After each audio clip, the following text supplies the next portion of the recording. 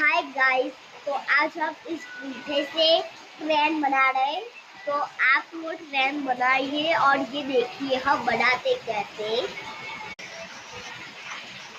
Guys अभी बना रहे हैं। गाइस अब काट रहे हैं। आप देखो अभी बंद करते हैं क्या बंद कर। तो गाइस हमारा एक बॉक्स तैयार हो गया है। तो अब हम इसको डिजाइन करते हैं। जब बंद कर दिया गाइस इस पेपर को लेके हमको इससे फोल्ड करके जाना है। तो बोलना बच्चे को कट कर दो। फिर इसे ऐसा करना है, इसलिए इसका टायर हो बन।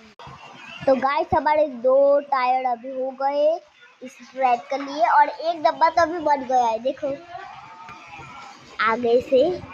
चलो गाइस अब बनाते हैं। अब इसका ये एक टायर अभी लगाना है। गाइस हमारे 2 डब्बे बन गए।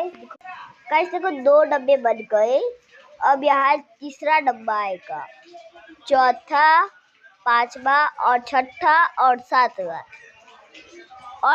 और अब 7वां डब्बा में पार्ट 2 में दिखाऊंगी। तब तक ये डब्बे हम अभी बनाएंगे।